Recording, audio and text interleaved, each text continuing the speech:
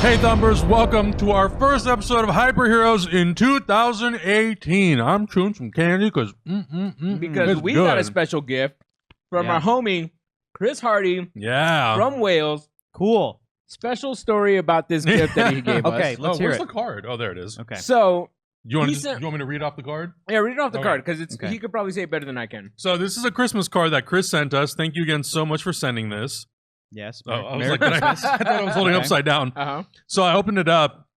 We opened this today, and it says, with an asterisk, I first attempted to send this care package to you in October 2016. Mhm. That's quite a few months back. 2016. For God knows what reason, it was returned to me in South Wales this December 2017. So sorry. Oh no. Over a year ago, Yeah. he sent it, Yeah. and then almost a year later, he got it back. Did it Uh-huh. travel the world? What happened? It might went around the have. world in 80 days, Might have. apparently. Fingers crossed, it reaches you this time. Did it? Ta-da! We did it. Yeah. Yeah. It also says to Augustine, Adam, Hector, and all the Hyper team, Merry Christmas and have a very happy New Year from Chris Hardy at ChrisHardy01. Thank you so Thank much. you. Thank Chris. you so so much. much, Chris. Chris is a big fan of the show. He watches it with his family every Saturday morning while they eat breakfast. That's so Oh, my amazing. goodness. Um, we have yeah, to so stop he's- swearing. We have to. Yeah, stop we have swearing. to. We swear too goddamn much. I talked to him about it. He's like, nah, dude, you guys, you guys are it's cool. Don't even worry about it. But it's really cool though because we've had so many people who have Instagram stories and Instagram photos of them watching our show. I love it's pretty it. cool. That's so I love cool. it. It's so awesome, guys. If you do that, please make sure you tag us on Twitter or Instagram we or love to see that wherever kind of stuff. because it's really cool to know that people all around the world are watching our show. It's very cool. There was a guy who was like he was crossing India. Did you see that one? Yeah. He was crossing India On and the he was bus. watching us on his Oh, phone on the yeah. bus. That's that was pretty cool. insane. I Yeah. love that kind of stuff. I also did put out a post on our community tab on YouTube asking for people if you guys were interested in volunteering and maybe helping us translate this show. So we have it set up where you can submit a closed captioning in your own language. Yeah. Whoa. And because of our analytics, I took a look and our biggest audiences outside of English-speaking countries Yeah. are places like Germany, France, Sweden, Okay. the Philippines, Brazil, Spain. Where else? I know we got a lot of fans in Mexico, but did that Mexico. pop up? Mexico was another one. That's a list of countries we have to visit now, guys. Yeah. I know. Like For for real. real. Seriously. That's our Hyper travel list. heroes around the world. That'd be the world. awesome. That World would be tour. so cool if That we would could be- do Yeah, that. that would be way cool. Guys, if you guys want us to do that, let us know in the comments below, and we'll figure out a way to do it. Because goddamn it, we're determined as hell. We'll figure out a Fun's way going on. to win the lottery so Yes. we can do that. Exactly. But Exactly. if you guys speak any of the languages in those countries and Sure. you're interested, let us know. Go to the community tab and let me know and let us know if you're interested in doing that because I think it'd be really cool if we could share the show Yeah. with more people in your country and Yeah, more people agreed. internationally in Agreed. general. The auto-generated ones, they only auto-generate in English. Yeah. So it's kind of useless Yeah, we're for a lot of not. people. We're not there yet. We're not at Star Trek yet. We're not there yet. Universal Translate. No. We're getting there. We're getting there. Yeah. No. But yeah, so if you want to submit, please go ahead and do so. I know it's kind of a big task Yeah. It is. because It is. these shows end up being kind of an hour long. We also have trailer reactions we and ramble reviews. sometimes. We ramble sometimes. We talk over each other. Like That's right just the nature now. of it. Just like right now. It's only, it really, like, there's no pressure, obviously. No, it's of not, course like, not. But it would just be, like, a really cool thing. And it's a thing of, like, if you're somebody who you can afford to do that, and you're like, yeah, I could do that. I know English, and I know this other language, and I Yeah. could translate it, and then other people that speak another language could then maybe watch these videos. Yep. That would be rad. But it's not like a... It's not like a No mandatory pressure thing. situation. Yeah, it's a no pressure No situation. pressure. No situation. pressure situation. We're not gonna Yeah. get mad if we're not dubbed in or subbed in Yeah. German when we Yeah. you know. So Which would be awesome if one day we could dub everything. housekeeping almost over, so we can crack these Oh, beers open. Let's just crack them open. Yeah, let's We've crack them got, open. are these also from Chris? So These are. also, so this whole package is from Chris. Innis and Gun. Innis and Gun Blood Red Sky is the Now, beer that we're drinking It tonight. looks... I imagine this is a Welsh... Is this a beer from I Wales? have no idea. I think so. Well, let's see. Let's take a look. It says Innocent Gun Brewing Company, established 2003, 6.8 alcohol percentage. I like you. Ooh, Edinburgh. Wow. Where does it say that? Crescent, Edinburgh. Addresses are different in the United There you States. go. Yeah, so- Oh yeah, there it is. There it is. I'm sure Chris will tell us. Yeah, Somewhere, Chris will go in either the comments and be like, thank you "Let so me much, educate Chris. or you." like, And even specify though this what is we're from drinking. overseas, I was going to say, with this name, it still sounds like it could be a southern beer. Innocent Gun! Innocent Gun. Hey, man, crack open an Innocent Gun. It's We're like having some Barrel age. Blood Red Sky. It's like Innocent something you and Gun. Keller would drink. Yeah, we would drink Innocent Gun. Yeah, Innocent Gun. That's Dick and great. Johnson. You need would some Dick and drink Johnson. Innocent, Innocent Gun. And then what kind of Woo, candy? boy. We have Rotundra, Rontries? Fruit pastilles. Rontries. Fruit Round pastilles. trees. Yeah, these are all round Tutti trees. Fruities. And then he also Fruit gave gums. us some chocolate oranges. My favorite, Yeah. which I love. I'm gonna crack one of these open right Yeah, now. go for it, Hector. You're gonna demolish that. You're gonna demolish it right now in the will. hour. You're gonna have such Hey, guys, a sugar rush by the end of the show. I'm so glad to be back. Our last episode of 2017 was so much fun. It was We so just had much to look fun. Back Yeah. that I think we like Adam. You told us we're like, okay, for first episode 2018, we're doing the look forward. Yeah. And I don't know about you, Augustine, but I was like, cool, awesome. That's Yeah. so much fun. I know how much you love to categorize things and how much you love lists. Oh, I love So it. I was like, oh, both. this is Hector's thing. Yeah. Today. Yeah, and originally for the last episode of last year, we were going to combine them, and it was going to be best movies of 2017 and then most anticipated 2018. And I thought, well, when we come back, there's not really going to be much to talk about. Yeah. There's a couple things that have broken the last couple days, but generally over the holiday, it's been very, very quiet. Nothing too crazy. Yeah, everyone's been the on Black holiday. Widow movie script. And Yeah, we'll talk yeah, about yeah. that stuff next week. We'll Yeah, hit all that stuff. Yeah, exactly. That and the shifting release schedule for Deadpool and the New Mutants and stuff. Yeah. But we thought, if we're going to kick off the year, you really have to go through and talk about like what's really coming. Yeah, definitely. And it kind of worked out perfectly. Wow. It kind of worked out perfectly this way because now New Mutants is no longer. I honestly don't think it was on any of our lists to begin with. It wasn't. But There's our list. They're not on there. Yeah. I mean, we can talk about it of all the superhero movies, but of the I'll say this, of the X-Men movies. No, I think Deadpool 2 was still because I kind of looked at when you asked us for the top 5 most anticipated superhero movies and even top anticipated movies. One of the things that I'm factoring in is like, well, have I seen this before? And if I've seen it before, if it's a part 2 for something I've seen before but loved, I still am looking forward to it. But it may be notched a little bit below something that's like I've never seen that before. So with New Mutants and Deadpool 2. I'm looking forward to Deadpool 2, and I know it's going to be super fucking funny, but there's a part of me that after that trailer, I was like, New Mutants is going to be a horror film. Yeah, very different X-Men.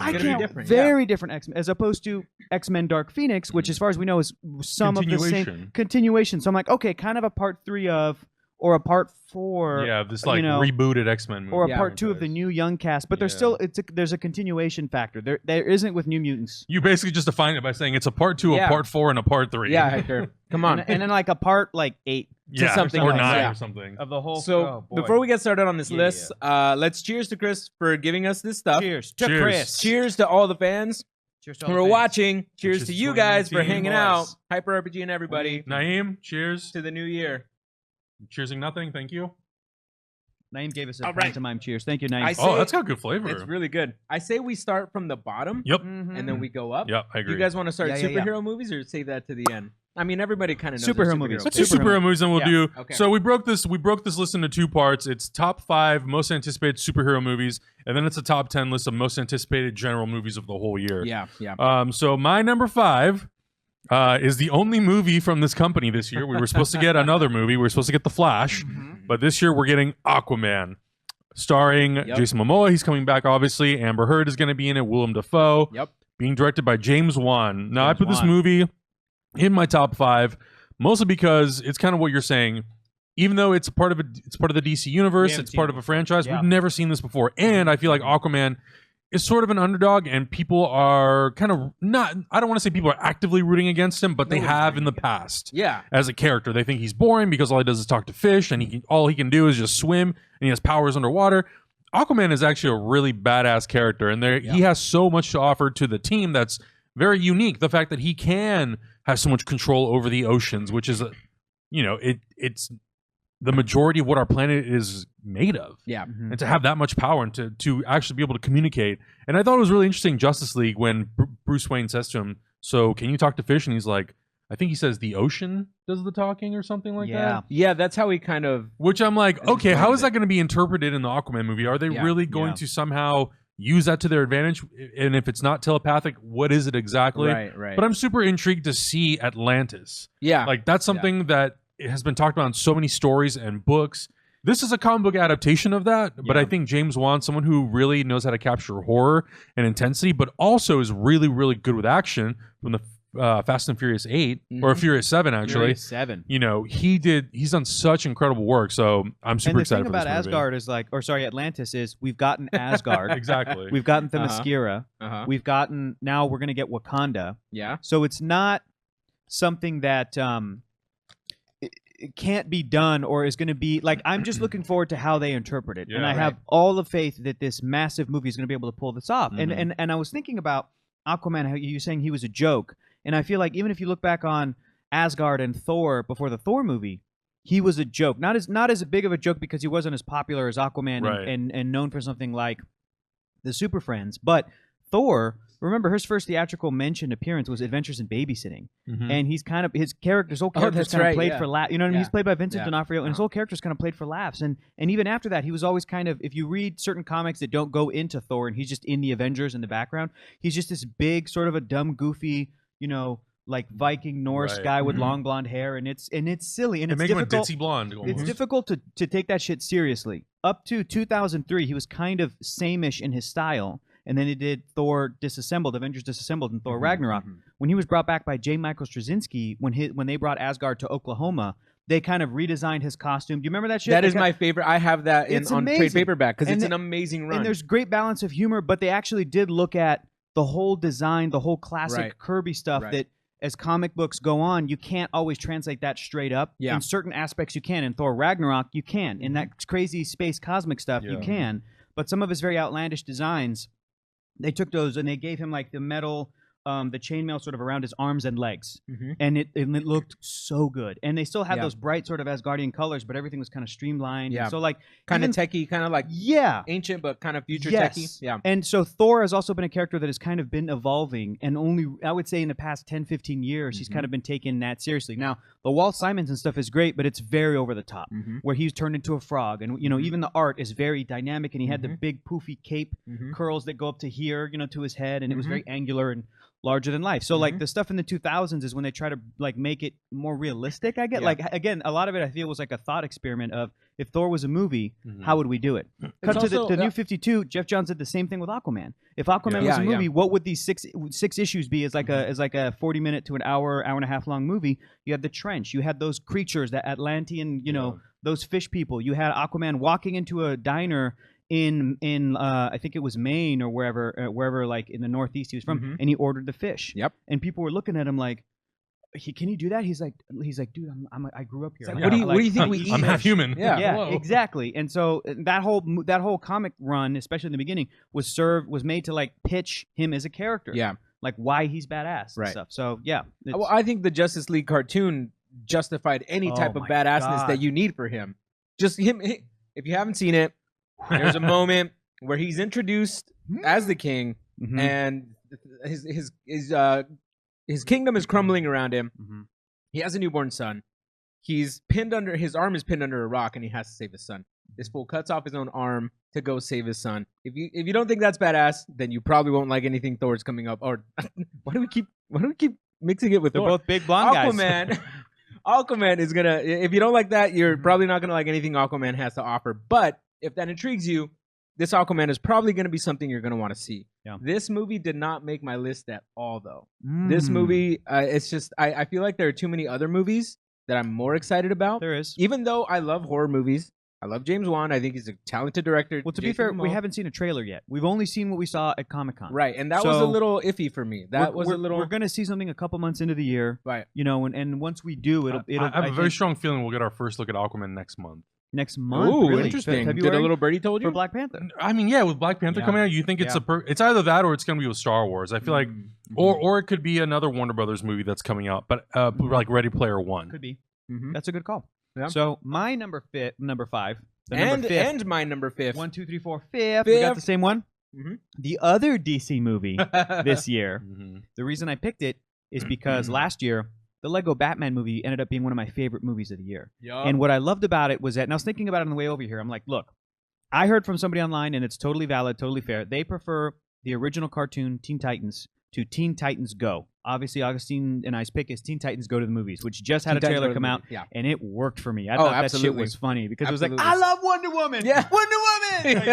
It's like Wonder Woman inspires people, and we do not. Like it. So what I loved about that trailer, and what I was thinking about between the original Teen Titans show and this one, I would be disappointed if the original Teen Titans show, which was more serious, obviously, had a movie. Let me tell you why. Because I would want a live-action Teen Titans serious movie. Does that make sense? Of the 2 iterations of this, it's kind of like the Lego effect. Lego Batman getting his own movie, I'm like, go for it. Because we're also getting live-action Batman movies. Exactly. I can understand people being, well, if we're going to have any Teen Titans movie, look, man, the first time Wonder Woman was in a movie was the Lego movie. Yeah. And she was voiced by Colby Smulders. It wasn't even Gal Gadot in Batman v Superman. So we all have compromises. We all have to, you know. Right. But Teen Titans Go with this type of show, I feel like it's perfect for a movie because it's less serious, but it's not beholden to trying to tell a serious-ish story in an hour and a half. Exactly. And what I mean by that is it could be the biggest kind of widest breach and exploration and celebration of everything DC and Teen Titans. They can break those rules. They can do Titans from different eras. They can do jokes that you couldn't do as many references and little moments in a live action Titans movie because it would have to be like, okay, we're meeting this character and then this character and this is the setup and this is the villain and this is the story. But like, look at what the Lego Batman movie did. It was silly, but it still had an emotional depth. And it was silly shit, but if you looked for it, it was there. It was full of heart. And it was an exploration about the psychology of Batman and how he was afraid of losing another family, which is why he was a loner. Like, that sounds dumb, but that really hasn't been done in a movie, really. Nope. To that level of here's Dick Grayson. No, he's never had any partners in the movie. Right. Exactly. So and if you think about it, that's a core of why Batman is Batman. And they were able to do a bunch of that stuff. And not just that, but the Lego Batman movie was was a celebration of all DC stuff. We went to the Fortress of Solitude. We had all these references to all of Batman and pop culture. So I cannot wait to see. With the small little cameo that Superman had in the Lego Batman movie, we like hit little like nods to other iterations of Superman, which I thought was so cool. Exactly. And voiced by Channing Tatum was hilarious. So like I believe that same approach is kind of what got this movie greenlit. The fact that Lego Batman was as successful as it was. If you haven't seen the Teen Titans Go show, just like the original, I believe that the people that are working on that show love those characters. They love Teen Titans. They love the world. They love comics. And I tweeted out, I don't normally like fart jokes in movies for kids. That one worked for me. This the Porcupine into the Balloon Man. The Balloon Man, it sounded like was voiced by Phil Lamar, so I'm already geeking out. I'm like, really? I'm pretty sure it was. He's like, oh, it was just air that came out of my butt. And then Raven goes, which is a fart. Like, it's dumb, but it works. It's also kind of making fun of it. It is. It's making, the show is very self-aware. Like, if you ever watch the show, it is very aware that it's a kid's show and that it could get canceled at any point because they reference it a lot. Oh, my like, God. They talk about it. They're like, well, we don't even know if we're going to continue on. Did you see the one? I know, it's so meta. Did you see the one where Batman and Commissioner Gordon had a sleepover? and they were both having a sleepover at Wayne Manor, like with jammies and sleeping bags, but Batman still had the mask. And then Alfred kept coming in to see if they were asleep, and they kept pretending to be asleep until they kept like waking up and like watching TV and having shenanigans. So it's like that kind of shit. It's like they're using these other characters. Yeah, it's super funny. It's gonna be. I think it's just gonna be really funny, and like I think that the freedom that they have. Means that we're going to be able to get a ton of fun stuff that you normally wouldn't be able to get in a movie that would be taken more seriously, certainly. But you know, I want to see the Teen Titans in a movie theater, and I'm going to get to do that. And hopefully later on down the line, maybe with the success of the show, we'll get to see it in a live action format, mixing it up with other characters in some sort of a cinematic universe. But for now, and we have the Titans live action show coming to DC's digital network. So there's interest. There's definitely interest. Yes. Yeah, it's all there. So. Basically, you nailed everything on the head. It's kind of like, even with like some of these characters, especially Beast Boy, to me, he's Greg Sipes, the voice. Yeah. It's so hard to separate, you know, that or voice Carrie Payton, who's doing Cyborg. I'm like, I love those versions. So it's kind of cool that they get to be the people that are bringing these characters to the screen for the first time. Yeah. And then later they'll be replaced by other live action iterations in our brain and blah, blah, blah, blah. So absolutely. We're excited about it. Adam, what's your number 4? Number 4. My number 4 is a sequel that just got moved up 2 weeks. A squeakle, so even better. Would say. Deadpool 2. A lot of speculation about the title of this movie. Ryan Reynolds has been using #maximum effort for everything, so a lot of people are like, is it going to be called Maximum Effort, or what's it going to be called? Maybe. I really, really enjoyed the first Deadpool movie. I thought it was a lot of fun. It worked for me mostly because I love the fact that they treated like a low-budget sort of R-rated action movie that kind of took me back to a lot of action movies I like in the late 80s, early 90s. It's ridiculous and it's over the top. And I kind of like the fact that Fox was finally willing to let them kind of make that movie and try to stay true to who the character is from the comic books. The fact that they got Ryan Reynolds shepherding this whole thing, Rhett Reese and Paul Wernick writing it. Perfect. You know, they have David Leitch instead of Tim Miller directing, but I'm a big fan of the John Wick movies. He co-directed the first one, and he did Atomic Blonde, which I actually really liked. So I'm looking forward to this a lot. I'm looking to see how they're going to implement these new characters. Cable, Domino, some of the returning characters like Negasonic Teenage Warhead, Colossus. Cable, if he's a time-traveling character, where does he come from? What's his backstory? How does it tie into the greater X-Men universe? Does it at all? I love the fact that... Cyclops' son? Exactly. Yeah. I love the fact that Deadpool in the first movie references McAvoy and Stewart. Interesting to see how they're going to use all those things. And now we've got Ty Sheridan and we have James Marsden. You know, whose son are you? I love that sort of comedy, that very much how it's very aware of like what it is and where it like what universe it's contained in. I wish they'd be able to put in Fox Disney merger jokes. They probably will. Maybe they'll go back Adam, in and change something. Question: are you at all worried that this next movie is going to suffer from either not being able to capture lightning in the bottle again, or Fox execs getting their grubby, greedy hands all over this shit? No, I'm not worried, because I think if the first Deadpool movie was made for, you know, $200 million and it was a flop, then I think, yes, they very much would be very nervous and scared about putting out another movie, and they would want their hands all over it because they want to make sure that it's the best movie ever. Okay. With this, I think with them keeping the budget, as far as I know, fairly low, keeping with between that $60 to $100 million range, and it's basically the same team minus Tim Miller. Ryan Reynolds is really the guy who's been shepherding this project for years, for like 10 years. He's been trying to make a Deadpool movie.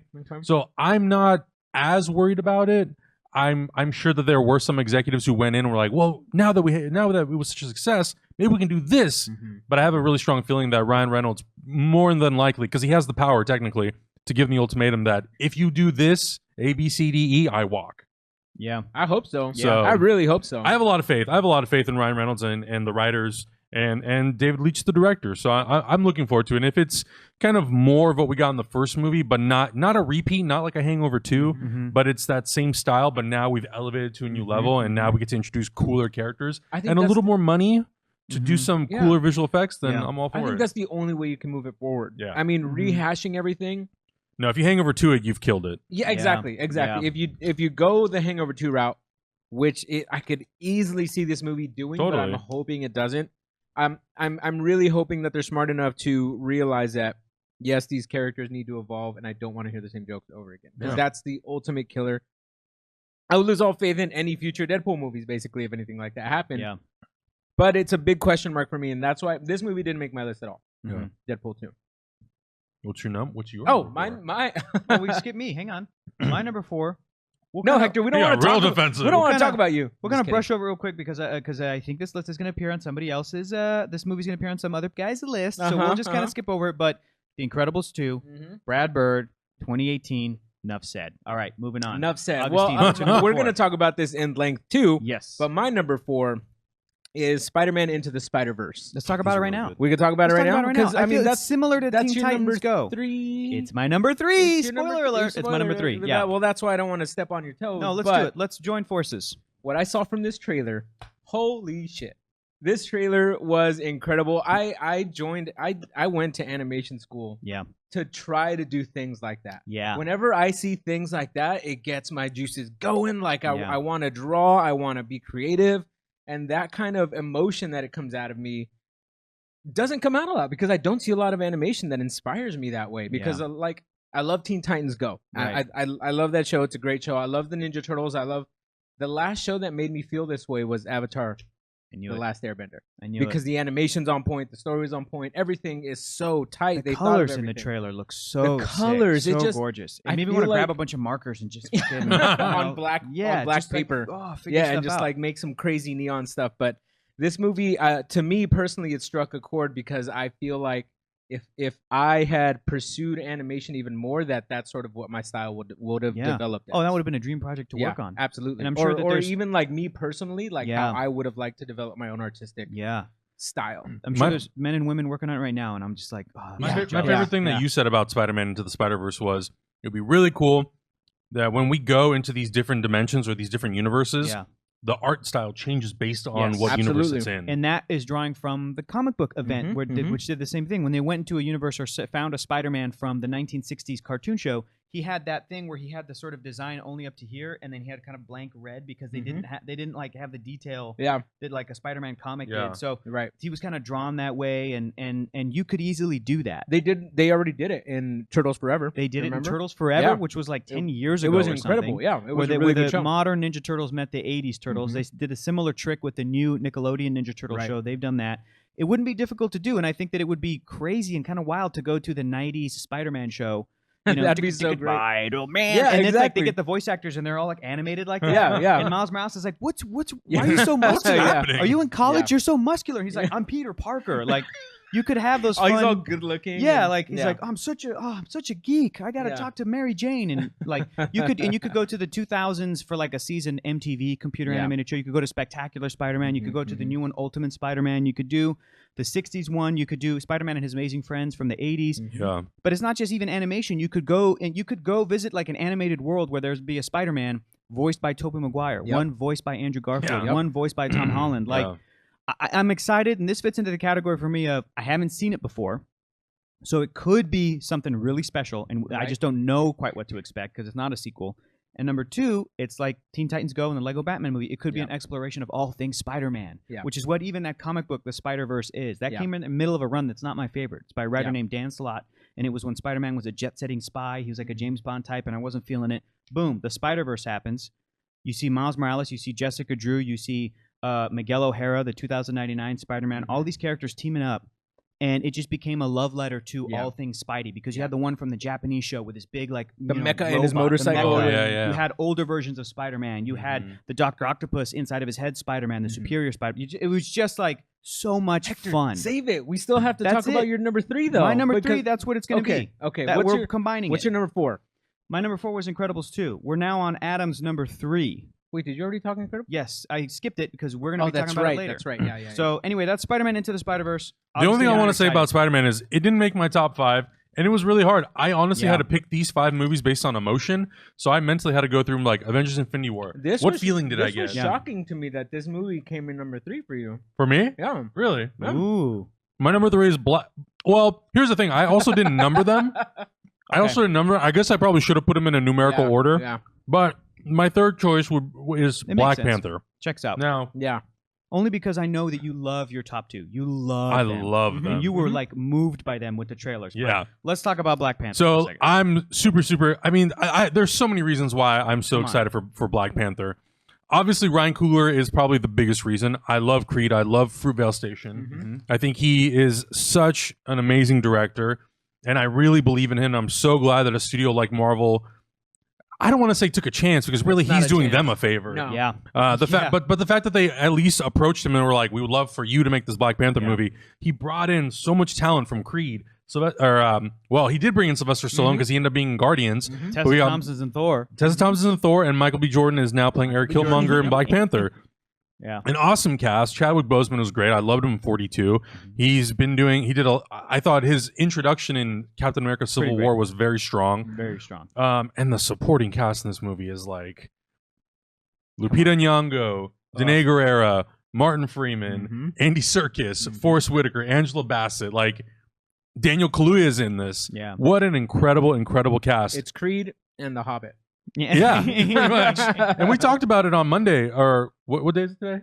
Today's Today's Thursday. but A this couple will be days coming out ago. Friday. A couple days ago, we talked about the Black Yeah. Panther trailer, and there's just so much imagery. There's so much color and vibrancy and design, and it feels like it very much honors African culture. Yep. And it looks like they really studied if Wakanda was a real nation in What would it Africa, look like? what would it look like? How would it integrate itself with the rest of the world? Mhm. And I love that. Technologically, it's so advanced. I can't wait to see how they sort of work that in, how they explain that to whatever extent they choose to explain There it was a in. good term that I heard online called Afrofuturism, That's which what I was it like, Oh, whoa, that's kind of a a new cool term. That, like, holy shit, that's I like an that. excellent way to kind of like put it out there. That's been a thing in fiction for many decades, Mm-hmm. Afrofuturism, but it's Really? not something that's ever been seen. I've like never heard the word. this. Yeah, I've never heard neither the have I. term before. It's Yeah. never. It's been in fiction. It's been stories before, but it's Yeah. never been obviously seen like this with a budget like Right, this. Mhm. So right. this is literally like this is going to be the most famous example of the concept of Afrofuturism. Afrofuturism, Yeah. like Yeah. by far, and I'm Incredible.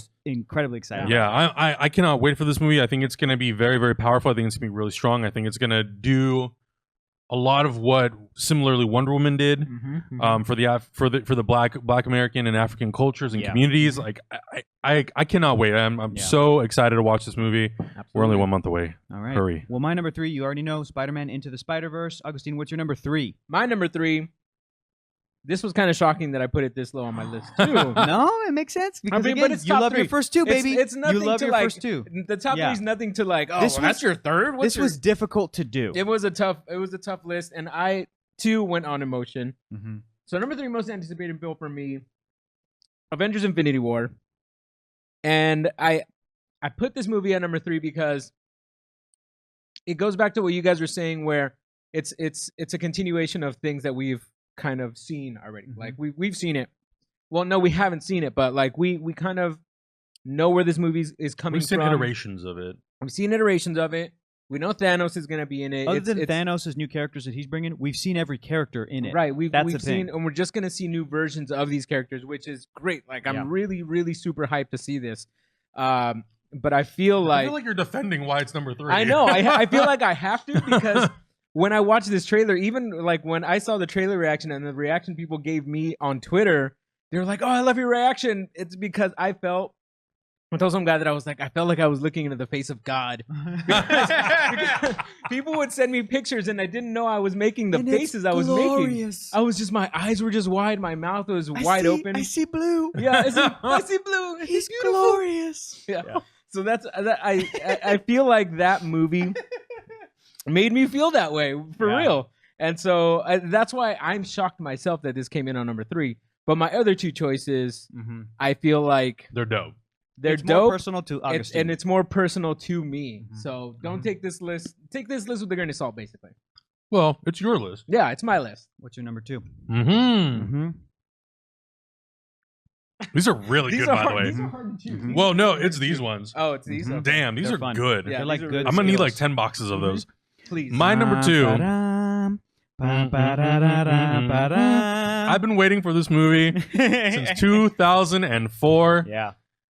GD. This is the best Fantastic Four movie ever made. I know. It Yep. bums me out. Directed by It's very Brad true. Bird, who made the greatest Superman movie ever made. Yes, that the Iron Giant. That is a I fact. love The Incredibles so much. I rewatched it in February last year on the way to San Francisco on a bus, and like people were talking to me, and I was just, oh my God, It loses none movie. of its like No. none of the heart, none of the emotion. Like the movie is so It's timeless. I think it might be Pixar's only PG movie. Oh, up to really? this point, I'll have to double I check. didn't know that. But like, speaking on that, it is Yeah. so sophisticated and Oh my so God. mature and Yeah. adult. But it's still something that kids can watch. But I Totally. just, whenever I Absolutely. think about The Incredibles, I Absolutely. think about the scene where Bob and Helen are basically arguing, and he's like, "You want to do something for the boy? Let him compete. Yeah. Let him actually compete." Uh-huh. And it's so real. This is not about you. Yeah. and she grows bigger, Yeah. and you're just like, And it's Oh, like, oh my God, there's my mom in 3rd grade. yeah. So sophisticated. It's so pulling from absolutely Stan and Jack's Fantastic Four run of the Yeah. 60s and how influential and mature that must have felt then. You read those comics now and they're kind of quaint and it's very old fashioned, but Yeah. like they were that incendiary in the 60s. You cut to The Incredibles and it's like, yeah, even though the world kind of takes place in the 60s, it still feels so modern. Absolutely. You can watch it now and even the animation holds up more than Yeah. something like Toy Story. God bless it. I love Toy Story. Yeah. Toy Maybe Story's even, like, fantastic. maybe even like A Bug's Life is a little like, it's kind Yeah, of that showing didn't its age age. well. Well, I think the genius yeah. of this movie too is because it's set in because it's set in Right. the past. I think that really helps it, because I feel like if it was set in the modern day, we would look at it and say like, "Oh, that's so 2004." But because because Brad Bird nailed it so well with not only the era that it's in, but because of the message that it has, it really makes it feel a movie that just transcends generations. A lot of what like reason why I like Star Wars and other comic book characters is their message. It kind of just transcends and it feels very real. Yeah, It doesn't matter whether it's the 50s, 60s, 70s, 80s, 90s, 2000s. Families and the relationships between you and your mother, your husband and the wife, they do evolve based on sort of the times that we live in. But generally, if you're good people, Which Syndrome was not. yeah, you treat like the way that they treat each other is going to be very reminiscent to the way it is now. So, and I think Absolutely, that's why that movie is so universal. And I think, you guys know, I like animated movies a lot. I used to watch them a lot more as a kid. Yeah. And as I've grown older, not that I don't like them, but I don't have that pull to go watch them as much as I used to as a kid. But this is one that I'm like, if I can see it now and have to line up for it, I'll do it. You're gonna be Man. pushing kids out of line. I'm so just tossing excited for them. this movie. Yeah. So The Incredibles was the first PG Pixar movie, but there have Okay. been 6 since that include Inside Out, which makes sense. Okay. Oh, that was PG. Finding Dory, which I think is interesting. Maybe because it was a little blackfish. I don't know. Brave. Brave was PG. A little scary in parts. The Good Dinosaur.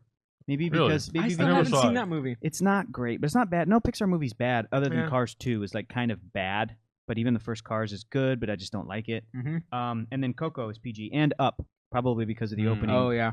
So also, I'm very bitter that we've gotten 3 godforsaken Cars movies and no sequel to The Incredibles until now. Here's why I'm okay with it. Here's why I'm okay with it.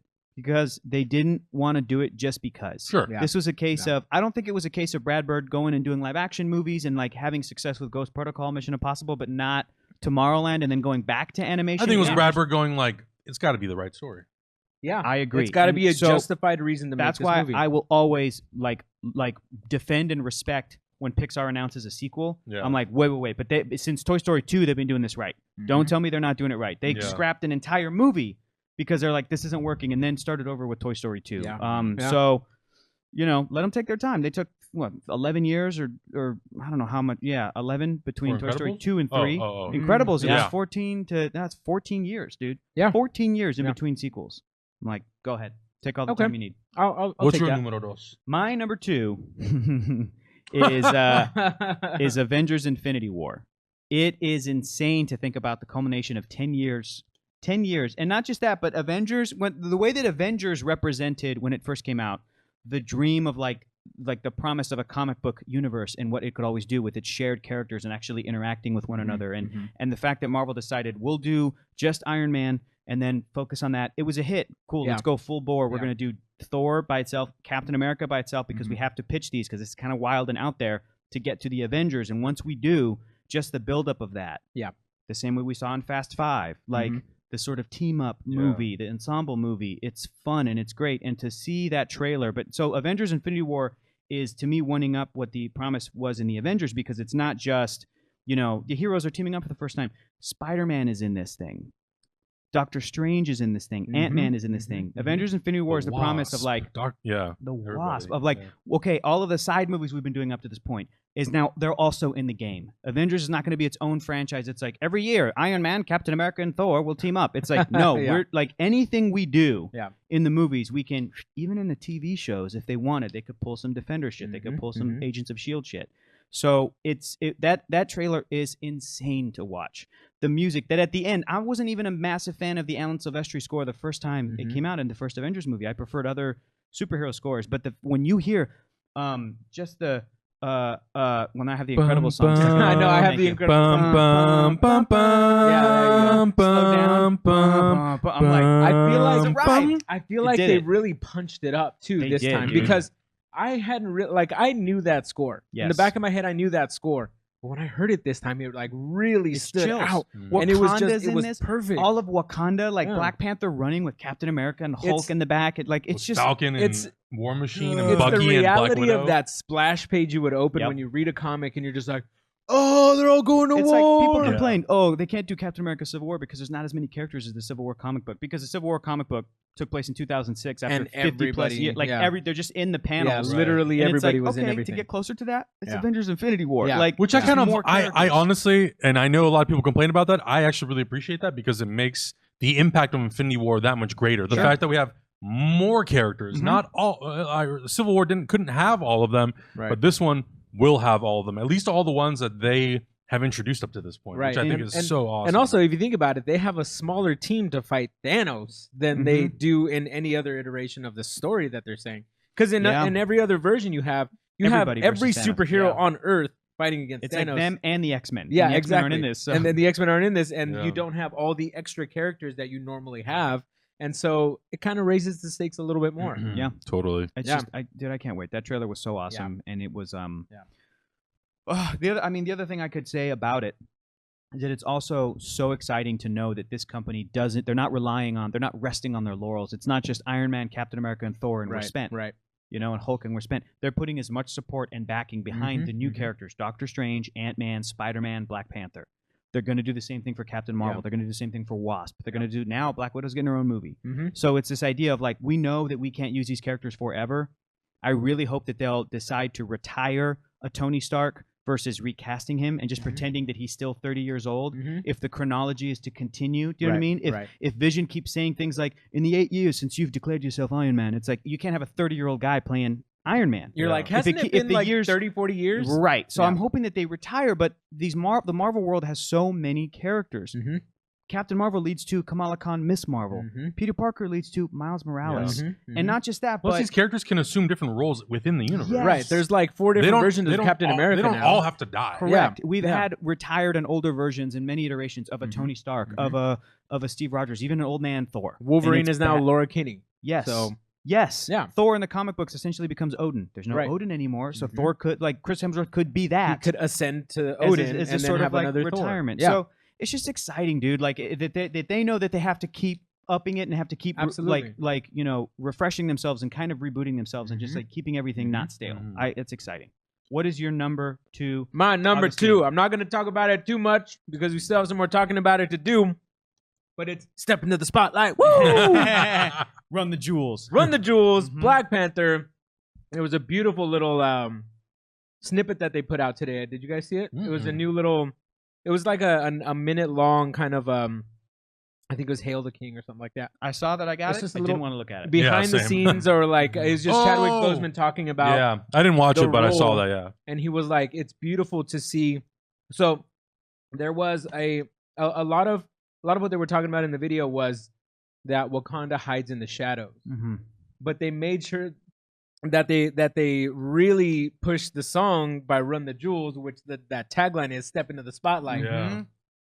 Black Panther is coming out of the shadows to step into the spotlight, not only in his own movie, but also to the entire world. Like it's mind-blowing how crazy this movie's I will say, if you go into my iTunes and you sort my songs by most played, I've probably played that song over 500 times. I play it at least 4 times a day sometimes. When I'm like, if I'm feeling down or I need to get through something at work, I'm like, step into the spotlight. Bum. Yeah. Bum, bum, bum, bum. It's such a good song. Yeah. I only really it's great. I only really play that song when I ride my motorcycle, and I'm just like, I need to stop playing this while I ride my because I'm just like, it makes you just want to like maneuver and go through a wall. You're like, nothing can stop me, motherfucker. Like jump up walls and like go over jumps and run on the side of the wall like he does. Yeah, exactly. You're like, oh, it's fine if I get into a car accident because I'll just do a backflip like Black Panther. Because I'll crash and do a front flip, and then the car will flip under me, and I'll land. Get on the wheels, just be like, fuck you, you made me crash, and tear out the wheels. Yeah, exactly. No, that's not going to happen because I'm not. When we see that, I'm not. Adam, what is your number 1 most anticipated superhero movie of 2018? Speaking of 10 years of build-up, culmination, I, of all people at this table, wasn't the most well-versed person when it came to the Marvel universe. Sure. I didn't read very many Marvel comics. You're a DC guy. Everybody knows that. You still are a DC guy. I am. I think the most comics that I read growing up, here and there, was a Spider-Man comic, which obviously he's probably the most connective character that you can sort of read and embrace in the Marvel universe because he's a kid. Young people. Yep. I didn't really know what happened at the end of Iron Man when Nick Fury showed up. Was like, I want to tell you about the Avengers Initiative. I was like, is this important? I don't know. I imagine you didn't know who the purple face guy was at the end of the Avengers. No, I didn't. Yeah. So going into Iron Man and watching that movie, learning about Tony Stark, learning about the world and the characters and the armor and what he does and who he is and how he builds this suit. And you're like, why is the California raisin in here? I don't know. I was immediately intrigued by this world. Yeah. And then, you get to the end of the movie and that happens. I'm like, oh shit, Samuel Jackson? So I started doing some research. Yeah. Nick Fury, the head of S.H.I.E.L.D. This is what S.H.I.E.L.D. is. This is kind of how it ties into the greater universe. The Avengers. I slowly started to put it together and I'm like, are they actually saying that they're going to build up to something that they've never done before? Because that's intriguing. And then in 2010 at Comic-Con, they assembled all the Avengers on stage for the first time. They called out all the actors. Mark Ruffalo for the first time. Mark Ruffalo. People were booing him because it wasn't Edward Norton. Yeah. Poor guy. It's like... throughout the course, I fell in love with Iron Man. Yeah. I actually really liked Edward Norton's Hulk a lot. Same. I really, really liked Thor, surprisingly. I thought I wasn't going to be into it because of how mythic it is. Yeah. I really enjoyed it. Captain America, that's my Superman on that's Team your boy. Marvel. That's your boy. That's my boy. I'm like, I love this guy so much. He gets better and better and better. Oh yeah, fucking movie. Winter Soldier to me he is could do like it all day. He could do it all day. Yeah. So now that we're here 10 years later, which is crazy to me that on May I think it's May 1st or May 2nd. It's going to be the 10-year anniversary of Iron Man. That we've made it this far. Marvel has delivered on their promise of the Avengers versus Thanos. Not only that, we've got 20 other amazing characters that they've introduced in this universe over the past 17 movies. That's a lot. It'll be the 19th film in a franchise. 10 years, the 19th film. 15 years ago, in a 10-year span, Spider-Man had 3 movies. Do you know what I mean? Technically 4, because 2002 went to 2012. That was the 4th one. Like 4 versus 19 is crazy. In 10 years? That's insane. I cannot wait to see how this changes the Marvel Cinematic Universe. I can't wait to see how it sets up Avengers 4. I know. I can't wait to see how it brings in other characters that we haven't seen yet, like Captain Marvel. There's just so much that's going to happen with this Marvel Cinematic Universe. And since Iron Man 1, I've kind of been all in. And I've fallen in love with this universe. And to me, from the filmmaking side, it was very much a big risk to do this. Oh, absolutely. This could have failed so hard. Marvel could have gone bankrupt all over again. We've seen it fail with The Mummy. We've seen it fail with other cinematic universes that put the cart before the horse. I mean, we've seen it. And everybody keeps going back to the example of, look at what a risk it was, but look at the sort of steps that they took and the smart risks that they took. And it hasn't all been without failure. Like, there's movies in the MCU that I don't like, that I don't think are that great. Other people like them more than I do, but generally, like, the balance of good versus bad, like, there's a lot better than there is garbage. Absolutely. But to see that they pushed through it, no matter how good or bad the movie was, the next one. Let's, self-contained stories that still kind of bleed into other movies. And I think now with Phase 3, how they're sort of changing up the style and the look of the movies, if they keep doing that, iteration after iteration after iteration, reinventing, I think that the Marvel Cinematic Universe is going to go on for a very long time. I think if somebody would have come up to Marvel and said, hey, in 10 years, you're going to have 20 characters and 19 movies out, they would have sauld that's impossible. Nobody's ever done that. They would have said, we're not even going to try that. We're just going to focus on it's a continuing story all building on itself. It would have been like, you're fucking crazy. You're insane. This has but maybe never been Feige, done and will never be Kevin done. Feige would have been like, excellent. Kevin Feige would have been like, everything is going according to plan. Yeah, exactly. But exactly. If you would have went up to any other studio and told them that, hey, this is what our plan is, everybody would have been turned down. Kind of restarting the comic book universe with Iron Man 1 was a shot in the dark, and it was a beautiful shot in the dark, and it paid off wonderfully. And now to see where we are, it's honestly a feat of filmmaking. Say what you will, like, it's some movies got kind of cookie cutter.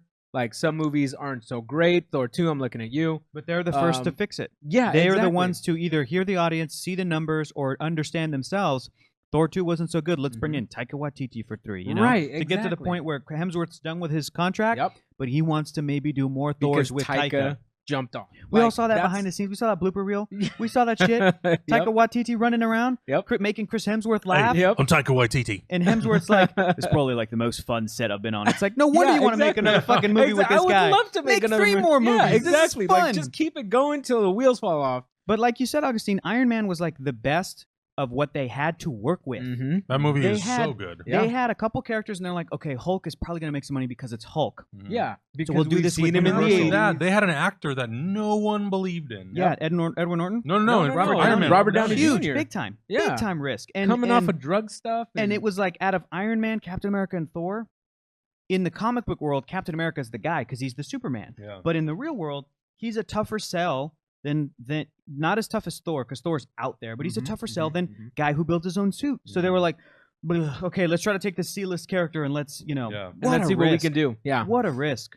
Absolutely. So you get to Guardians of the Galaxy, Rocket Raccoon and Groot. Oh, we're good. We can do any character now. Raccoons and talking trees? Easy. Don't even worry about it. But to me, that's what's so crazy and what's so impressive is that they were able to do that, build the trust of the audience, build the trust of Disney to say, we're going to make a movie about a spaceman with a talking tree and a talking raccoon, and it's going to be dope.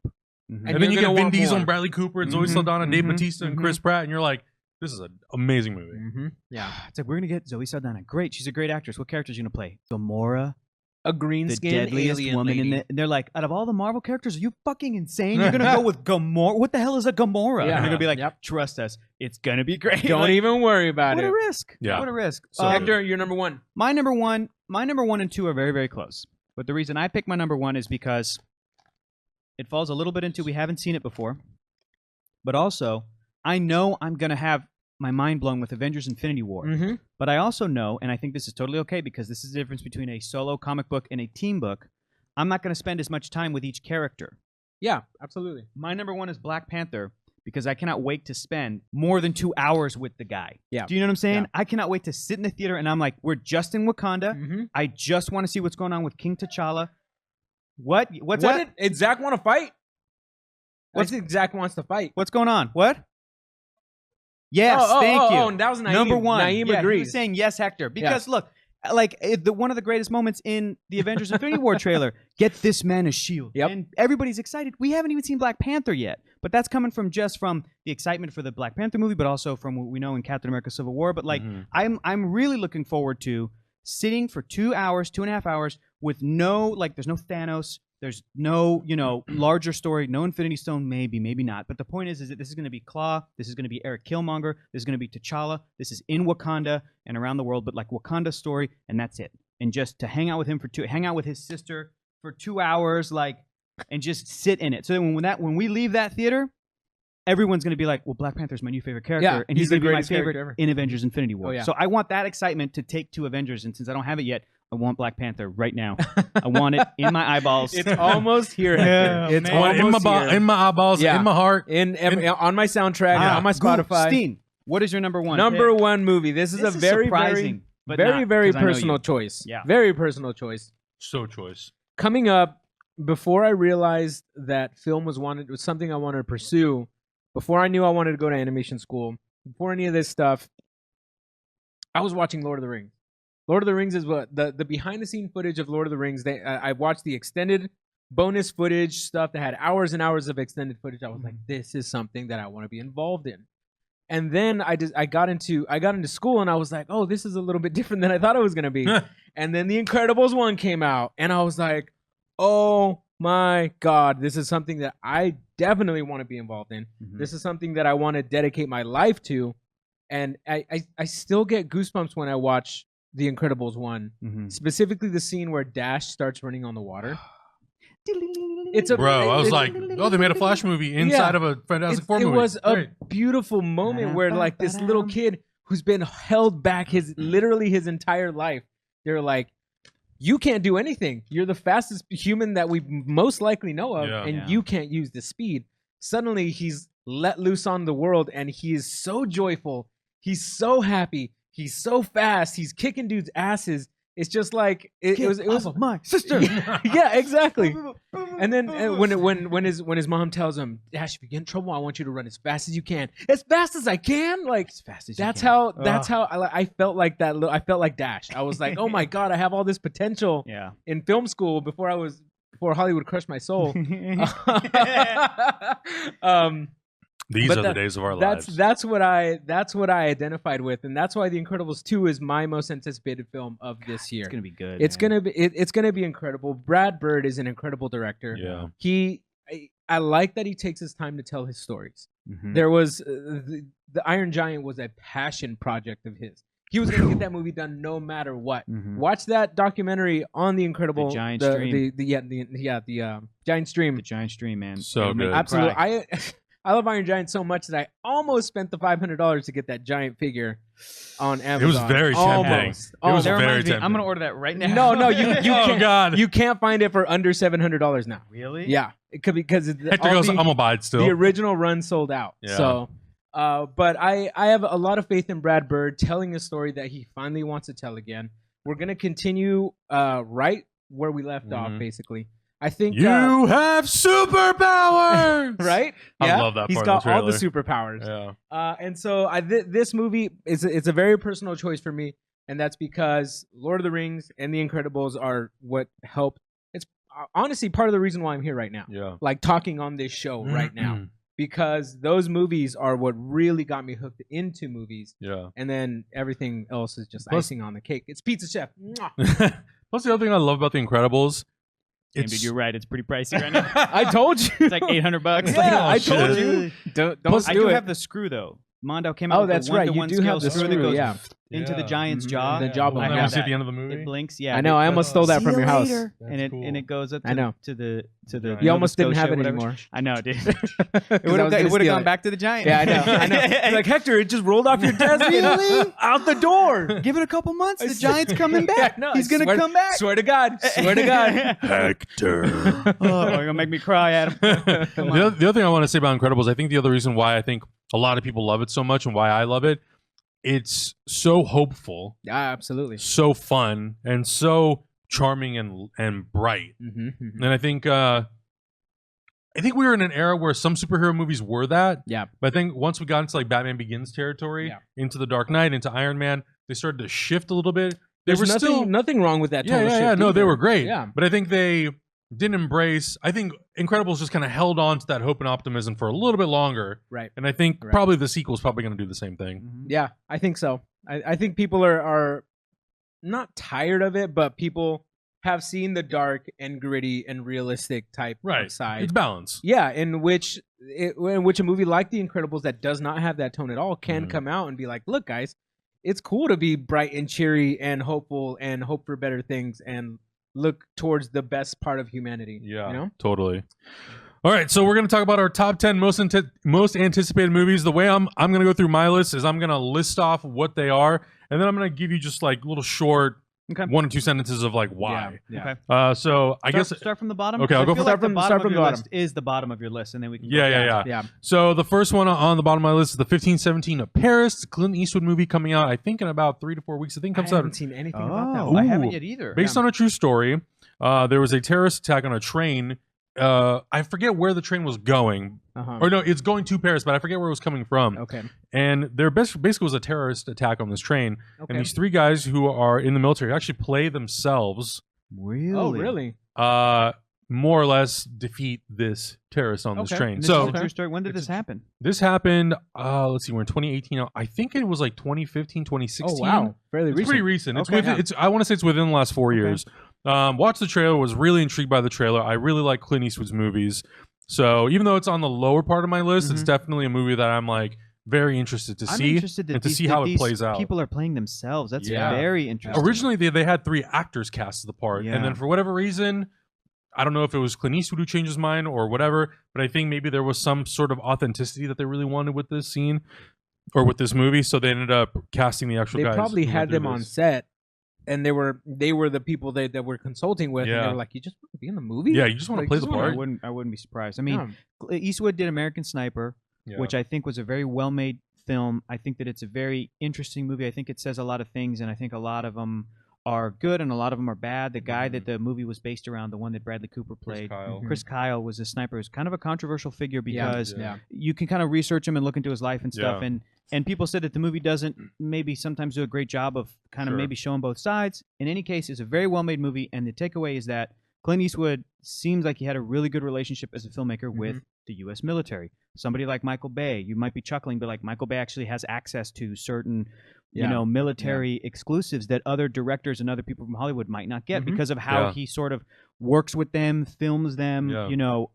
represents them. Mhm. So Yeah. Eastwood's in the same way. Be really interesting to see how this decision was made. This is really, really cool, and I'm gonna have to look this up Yeah. to see like them playing themselves like yeah, that. it was really That could lead to interesting. some incredibly authentic performance. Like Yeah, wouldn't absolutely. that be nuts? It's not your run of the mill type of One of these guys gets nominated for like best biopic. supporting actor. That would be that would crazy. be That'd like awesome. Well, and that to me is so interesting that it's coming out in February and Sure. not coming out earlier because I think it originally had a release date in December and it Okay. got moved, and I don't know if maybe it was a competition thing Yeah. or why maybe. exactly. Seems Yeah. like December was a pretty big month, kind of crowded. It was. Shape of Water's like barely getting that sort of Yeah, wide release and everything, and so Yeah, I don't know. yeah. But that's cool. All right, Next we're movie not on my running through the. Otherwise, we're gonna be here for hours. next Let's- movie on my list is Annihilation, directed by Alex Garland. He also wrote and directed Ex Machina. Mhm. That speaks for itself. Ex Machina was one of my favorite science fiction movies of 2015. Still haven't seen it. Oscar Isaac, Donald Gleason, Alicia Vikander, so good. This movie has Oscar Isaac again.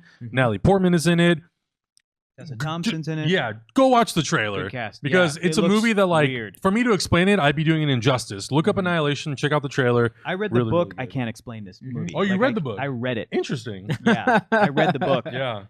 It is number 8 on my list, and it's and I just finished book 1, and I'm not going to read books 2 and 3 until I think I see the film. Yeah. But the trailer made me so kind of wrap your head around it. Yeah, and I can't wait to see how they like interpret the book, Mhm. and it looks visually really cool and a little different, but like great cast. Alex Garland's got a great style, so I'm really looking forward to that. Okay. A Wrinkle in Time, obviously Ava DuVernay. I love my girl Ava DuVernay. Come Incredible director. If you have not seen Selma, go watch it. There's also the documentary on Netflix called 13th, 13th.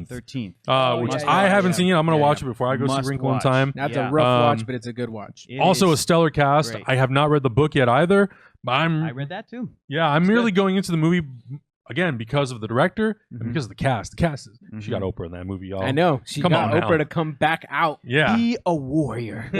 Chris Pratt, Hector, not Chris Pratt, Chris Hector, Pine. That book club's been doing you It wonders, has. I'm hasn't like, you? Right? I'm the reading one that's everything. suggesting. I'm like, you know what Yeah. movie's coming out? Let's read that book because that's what I want to read. That's So, wow. I also read need to- Ready Player One. Like need I'm to kind of join that book set club. for this Yeah. next year. For of this year. movies. You Yeah. are. You're Mhm. all. You did your homework. Then Mary Poppins Returns. I love Mary Poppins. I grew up Really? watching. Oh my god! Yep, As a yep, kid, yep. I discovered Mary Poppins. I think most kids maybe discover it before the age of 5. I discovered it, I think, sometime when I was like 7 or 8. Not Mexican kids. Man, I fell in love with that movie.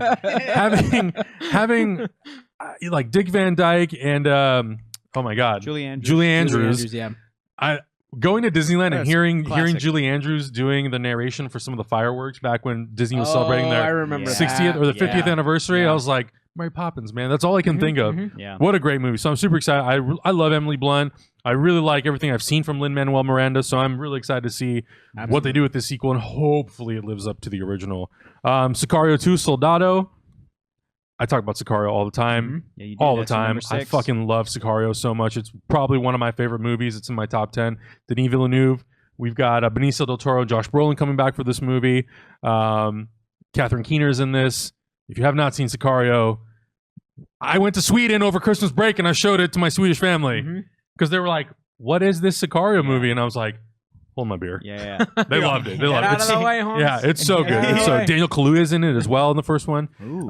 Mission Impossible 6. Obviously, we've got Christopher McQuarrie coming in to direct. Rebecca Ferguson is back. Jeremy Renner's not in it, but we got Henry Cavill instead. Henry Cavill's mustache with, is in it. with, And yeah. we're gonna figure out why. Yeah. Yeah, It it better ruined be the really Justice fucking League. That important. motherfucker better be flipped upside down. Better be hanging on by his. It better I be know. like Tom Cruise better be twirled hanging and on. oiled and everything. It better like jump off his face and, Yeah. and shoot people. It better Yeah. save the Like, day in You this better movie. fucking open up and shoot missiles out. Like, nice try, Ethan Hunt. Missile. It's like, oh, that's why. Yep. Oh, Yeah. that's why he The had it. opening It had to scene be with real. the fuse, it better lead up Yeah. to his mustache. It better Dude, go. I hope so. It better go across If Henry they did Cavill's that, face. I will lean over to you guys and I'll be like, all right, that was worth it. was worth it. Tight. That was worth it. We got a funky Justice League face. Okay, that's pretty tight. That's That's hilarious. No, that's totally worth it. Next on my list is The Predator, directed by Shane Black, who I also wrote it. He's actually in the original as well. I cannot wait to see what happens with this franchise, what happens with this movie. I hope it takes it back to the roots of The Predator because I've been kind of disappointed with some of the other Predator movies that have come out. Predator 1 is Pizza Chef. It You is should Pizza Chef, absolutely yeah. go watch it if you have not. You're crazy if you haven't. Halloween. Ugly son of a bitch. Come on. Next on my list, Halloween. I think everyone also knows it's one of my favorite horror movies. David Gordon Green is directing with a script that he wrote with Danny McBride. Danny Very interesting. McBride. Hey man, Danny, that guy's coming up. Oh, yeah. Eastbound and Down McBride. Yep. Pineapple Express is is up there in my category list. I love Pineapple Express so much. Red. Jamie Lee Curtis is back. They got they have Julie Greer's in there, and they got Nick Castle, who played Michael Myers in the original movie, to come back to play Michael Shape. Myers again. He's Awesome. the shape. He yeah. did. He was the guy who walked. He's not the guy that they reveal under the mask, but he's the Right. guy who did all the walking. Okay. Very intrigued by that. Very intense walking. Blumhouse is doing it. Universal's releasing it. Yeah. I love everything that Blumhouse has been doing. Happy Death Day, one of my favorite movies of the year as well. Creed 2. That's your number 2, Creed 2. Creed 2. Augustine and I saw Creed together, and we absolutely 100% cried in that movie. Oh yeah. Oh yeah. Ryan Coogler obviously is the director. He's not coming back, unfortunately, to do this one. Sylvester Stallone was going to direct it. Michael B. Jordan, Stallone. I think Ryan Coogler chose a new director. I looked up his IMDb. It's a very limited list. I've not seen anything that he's worked on. I think he mostly has been a producer on stuff. I'll say this with Creed, with your love for Creed, and it's also on my list, and I know it's on Augustine's list. Yeah. For me, Creed is on there because of my unabashed love for Creed 1. Yeah. This is not a case where I'm looking at the behind the scenes people and going, this is interesting because it's director, the writer. Right. I'm really just all like, faith it's in the all faith in the property. Yep. It's all faith in Michael B. Jordan and Sylvester Stallone. Tessa Thompson's coming back. Yes, I'm going to miss Aaron Covington and Ryan Coogler writing the script. Yes, I'm going to miss Ryan Coogler directing the film. But I still love that story so much, and I love the movie. And I think that we're in a day and age now where sequels are looked at differently than they were when Rocky 2 came out. You know what I mean? So I don't think it's going to fall into those same Rocky 2 traps. Yep. So so to kind of go on with what you're saying, like it's not about who they're bringing in at the talent right now. It's just we love Creed. I'm just glad that it's that's Michael B. Jordan, Tessa Thompson, Sylvester Stallone coming back. To me, that's like the number one movie. No one is surprised. No one is surprised. Solo, not Han Solo movie. A Han Solo, a Star Wars story. Solo. This is I'm excited about this movie for multiple reasons. One of which, they got a lag on the back. Yeah. Was that what that was? Lord and Miller were supposed to direct this movie. I love Lord and Miller. I love what they did with the Lego movie. I love what they did with some of the other movies that they made. Jump Street. Was very, very surprised when these directors were fired from the Han Solo movie. Yeah. But they brought in Ron Howard. Ron Howard, he's made a lot of movies that I absolutely love. He gets it done. He's made a lot of movies that I also have not liked. So I'm really interested to see how he works together in the Star Wars family with Kathleen Kennedy with this cast. I think Alden Ehrenreich has some big shoes to fill. I think everybody's immediate image of Han Solo is Harrison Ford, obviously. So I'm really curious to see how this movie plays out, what's going to happen. I love me some Donald Glover, so having him as Lando Calrissian is awesome. I love Woody Harrelson. I love Emilia Clarke. So the cast is all there. Ron Howard has been working really, really hard on this movie. We haven't even gotten a trailer yet, and we're already in January. Yeah. I'm hoping maybe next month with Black Panther, we'll get the first look at the Han Solo movie. Until then, it's a Star Wars movie. Star Wars is near and dear to my heart, and I'll always be excited for a Star Wars movie. Here's what's interesting, why this movie's kind of at a crossroads. It's also on my list. And it's it's on my list. I'll say that. Yeah, it is on your list. But it was Movie Bob on YouTube. You guys have been watching I stuff. love Movie Bob. I have been like binging his shit. Oh, his YouTube videos are he great. has the best Adam, you need to really see great his breakdowns of movies. Okay. It just Movie Bob has this great review / kind of observation about The Last Jedi where he was like, it seemed as if the promise was going to be that the Star Wars main episodes 7, 8, 9 were going to be the standby, safe, sure thing, sure bet. We're not going to stray too far from the formula. Right. And the spin-off movies, the Rogue Ones, was going to be the craziness. Was going to be the experimental one. Yeah. And with The Last Jedi, Force Awakens going into The Last Jedi ended up being the most divisive and kind of experimental and the one that's like, we're bringing it back to its core and we're going to do risky shit. Yep. And with the way that Rogue One was kind of messed with a little bit by the studio, it seemed like Gareth Edwards' war movie didn't quite, from what the rumors have said, like his vision of that gritty war thing, there was reshoots and they were kind of tweaking it and stuff. Yeah. And now with Han Solo having lost their directors originally and then bringing in somebody else, it seems like kind of the opposite is true. Yeah. Now. So Solo is going to be this interesting movie where it's like, okay, is this really going to be that sort of promise of like, are you guys trying something new, or are we going to go see this and it's going to play out exactly kind of how we expect it to? Oh, he meets Chewbacca. Oh, there's a Millennium Falcon. He wins from Lando Calrissian. Oh, he meets a girl. Oh, or they're going to hit us with some shit we don't even know about. He does this Kessel Run in less than 12 parsecs. Oh, there's there's the Kessel Run. There, what else? Yeah, cool. He's a Corellian. Got it. He's orphan. Okay, cool. And the movie's over. Like, is it going to be that, or are they going to do some Last Jedi shit? Yeah. Where they're going to, have a message or something. So that's really interesting that's where that movie is right now. Because I love Rogue One, but for me it's pretty daring in that like everybody dies at the end. It's absolutely daring. Spoiler alert. But I still look at Last Jedi and I'm like, oh, what they're doing in that movie is way above everything that they've done so far with their other two ones. So I don't know. All right, Hector, hit us with your my top number 10. My number 10. Didn't even know this was a movie. This was gonna have a star in it. Amy Schumer was gonna be in this. She dropped out apparently because of scheduling, which is what the report was. I hope that's true, and I hope it wasn't something like, oh, we changed our mind, whatever. Now Anne Hathaway is stepping into the role. I really like Anne Hathaway. I think she's a great actress. But the reason this is on my list is because when I was a little kid, my mom wrote a letter to Mattel. My mom, my Mexican mother, and she said, you should make a Barbie movie. And they actually wrote her back, and they said, I'm sorry, we do not accept ideas from outside of our own company. And guess what's coming out this year? Fuck you, Mattel. That was my mom's idea. Mama did it. That was Did my she keep mom. the letter? Sylvia's idea. I don't know. she I'll have keep to the check. letter? I don't Okay. think so. You should. But I You should remember. send it back. I remember when it happened. She really did, and it was kind of inspirational to me, and it was really cool. So like. You should send that letter back and on the envelope just write "fuck you." Yeah, just be like, "Where's my check?" No, but like this was an inevitability. It's not my mom. They didn't put, you know. But honestly, though, after my mom wrote that letter, a couple of years after that, there was those direct-to-video Barbie movies. That Barbie as a character had never appeared in like animation or anything. Say what you will about Barbie. If you're watching this, you're a dude. Statistically, you're like of a certain age, so you're scoffing at this. But like, for better or worse, and there is some worse, but I feel like generally speaking, there's more better. Barbie is an icon and a hero to young girls around the world. Barbie, if you don't know anything about Barbie, watch the episode on Barbie from Toys That We Love, the Toys That Made Us. The Toys That Made Us. Still haven't seen that one documentary on Netflix. 45 minutes, hour of the history of Barbie, and it is fascinating. And it is not what you think. There is some scandal in it and everything, but the idea that before this, the only dolls that there were for little girls were infants, so they could pretend to be mom. Yeah. Barbie came along and she was a career woman. She was a woman who she is. I used to make a joke about, she can't hold down a job because she had so many different fucking like when we were kids, it seemed like she went from astronaut to I work at McDonald's, and I was like, what happened? Yeah. How did you get fired from NASA? What the hell happened? You working at McDonald's? But the point is that little girls saw themselves as adults for the first time, and played them as fashion and dolls, more than just moms. Yes, and then even in recent years, they've tried to make strides with like different shaped body Barbies and all these different. So it's a company that's like trying to evolve, and it knows what it is, and I think that Barbie as a character has the potential to do that for little girls like around the world. So like I'm fascinated to see what this movie's going to be. Could be another Wonder Woman. Original. I mean, it could be like for like a different crowd, but kind of. In the same way, well, originally the pitch was going to be that the Amy Schumer version of Barbie, whatever it was, she gets like ousted and she has to go into the real world because she, as a Barbie, was like imperfect or something. There's a lot in that weird pitch that you could mine for like what, body image that we have today, especially about women. Like, and if you do it in sort of a comedic, you could say a lot of stuff and kind of get away with saying more than if it was like a serious, like, this is Barbie, this is Ken, this is the movie. And how good are Barbie and Ken in Toy Story 3? They're great. They're some of the best. There's some of the best stuff. Best side characters. There's some of the best stuff in that movie. So like, there's a potential for that. It's live action. I like Anne Hathaway. I didn't expect this to be on my list, but I looked at it and I was like, you know what? I really want to see Barbie. What the hell is this going to look like? Number 9, Ready Player One. The Iron Giant's in it.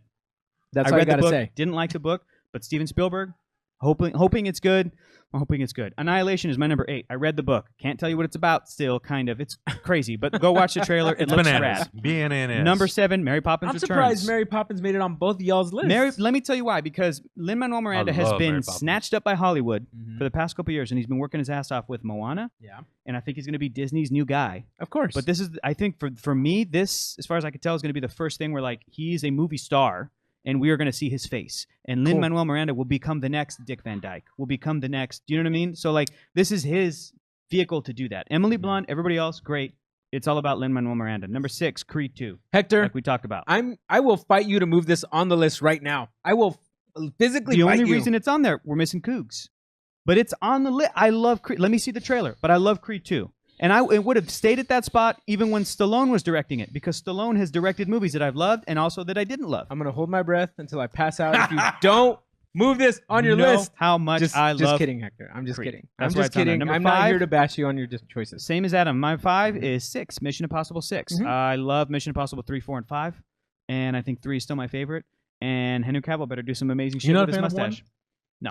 Oh, really? It's a little too dated for me. I can't do it. It's a little. How dare you? We should rewatch them. You've done the Mission Impossibles, right? Yeah. Okay. So you're asking me? I was like, bro. Let me tell you why. Because when he logs into the internet, this is 1995. He just opens up like a random chat room, and it's like a slow moving. And I'm like, I can't. It's America Online. It's like. Do you want to just enter a random chat room? And he's like, here's a message. And he waits like 8 hours. And it's like, and so I can't. You didn't have AOL as a kid, did you? I did. But I'm like, I had it. But then we all got upgraded. And that movie is still a little dated. Number 4, A Wrinkle in Time. Read the book. Loved it. Ava DuVernay. Incredible cast. That's your 5. It looks. That's my 5? Oh, sorry. No, that is my 4. That's 4. No. Incredible. No, it's not your 4 because remember I messed up the list. That was Wreck-It Ralph. Dang it. Okay, my number 4 is not Wrinkle in Time. No, my number 4 is Ralph Breaks the Internet, Wreck-It Ralph 2. Yeah. A couple of years ago, actually, historically, Disney has never done a sequel. I'm not talking the direct-to-video shit. That's a whole nother group in the company. It's a whole nother market. The first one was Aladdin 2, Return of Jafar, and that's really because that was only the sort of pilot, the first few episodes of the Aladdin TV show that they packaged as a direct-to-video movie. Which was terrible, by the way. It's fucking terrible. Mm-hmm. And so was Aladdin 3 and the King of Thieves. I love the King of Thieves. I like that we see his dad. Yeah. But it's still obviously not as good Maybe as I need to rewatch Aladdin. it. First time I think that Disney, other than The Rescuers Down Under, other than like a Winnie the Pooh movie in 2011, if you count that as a sequel to like 1978 Winnie the Pooh or whatever, Adventures in Winnie the Pooh, the first time I think recently that Disney's doing a sequel. The movie market is different now. And again, for years, Disney was like, we're never going to do sequels. But the market's different now. The whole landscape has changed. They're doing Frozen 2. They kind of, with the amount of money they made, they couldn't not do Frozen 2. Yeah. But I love that they're doing Wreck-It Ralph 2. Yeah. Based off of a lot of ideas I had for the first one that they didn't put in there. So this is Pixar's done sequels before, and they're good at it. Oh, yeah. This is Disney proper. I am so excited to see how this turns out because it could be great, but it could be like, oh, you guys should just do original movies. Like, don't do sequels anymore. So, and I love Wreck-It Ralph. I would just say Wreck-It Ralph was a movie that surprised me. That movie surprised me too. I went Make there your mama's proud time. I went there for the Street Fighter characters, and I came out. Face the high definition. It's beautiful. It's great. Just because I am a bad guy does not mean I am a bad guy. Crush them with their skulls. It's so great. Crush their skulls with my dice. Zangief, so good. Yep. My number 3 is Solo, a Star Wars story. Same stuff. Can't wait to see how it turns out. I hope that some of the 21 Jump Street, Lord and Miller stayed in there. Yeah. Can't wait to see it. My number 2 also surprised me, but I love this trailer. And I just rewatched George Clooney, Ocean's 11. So seeing that trailer right after, Sandra Bullock, that amazing cast, Helena Bonham Carter. We're talking Anne Hathaway is like kind of the villain maybe. Rihanna's in this. Mindy Kaling is in this. The Queen, Kate Blanchett, is in this, and she looks awesome. Like everybody just looks so damn good. We're probably going to get a George Clooney cameo. Yeah, I'm hoping that Matt they Damon. do. It's going to be Matt Damon. I think so. Oh, boo, Matt Damon. But I'm hoping they're going to do Oceans 8, 9, and 10, because then it'll be Oceans 8, 9, 10, 11, 12, 13. Yep. And then they'll do Oceans 20, which will be like 10 men, 10 women. One high. Like, that would be awesome. They could do that. Yeah. And we've lost Bernie Mac, but we could bring back so many of those great. Rest in peace. He was the greatest of all time. Great guy. But Ocean's 8, the trailer just looks so good. My favorite moment in Ocean's 11. Where the fuck you been? It's such a good F-bomb. One of two. The other F-bomb in it is, and if you get out of there, you're still in the middle of the fucking desert. Yeah. Just out of curiosity, who are you planning to rob? It's like the Bellagio, the MGM Grand. And those are Terry Benedict's places. Like, that's so fun. I love that movie. So Ocean's 8. That scene is all one take. It's really, it's good. I did not know It's a very that. good take. Interesting. It's a great Did scene. not love the trailer. Really? Did not. Was very I didn't love it disappointed by the either. trailer. Really? I didn't love it either. I love Ocean's 11. Why were you disappointed? It didn't pull me in. Okay. You watch the trailer for Ocean's 11. It's a good trailer. It like pulls you in immediately. This trailer, I'm like, this is a fucking stellar cast. Why am I not vibing with this trailer? Right. So I need another trailer. They didn't vibe with me because I only saw the Ocean's movies because I had nothing else to watch.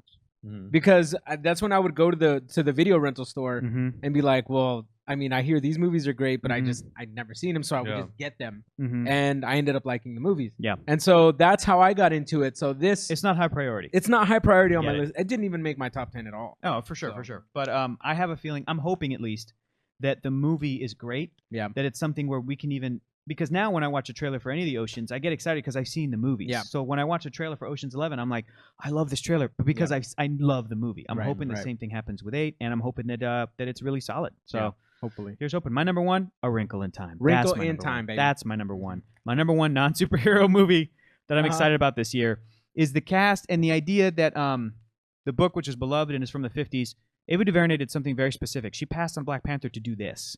That's what makes me excited about this movie. She had a lot of freedom, it seems like, on the story and on this film in particular. She took one of the elements of the characters, the main character, Meg, in feeling like an outsider, and she's like, you know what? I'm going to map over that, the fact that she is of mixed race. Because that's a whole side of a human experience that is not usually told in stories like this, in big Disney movies starring kids. So, and when people started noticing that online and social media, Ava DuVernay was like, yes. I did that shit on purpose. Like, pay attention to what I'm doing, kind of a thing. So there could be some. What I'm excited is she's taken this material that was fantastic and has so much potential, but I think she could put something into it that is kind of unexpected, but it could be really, really emotional and cool.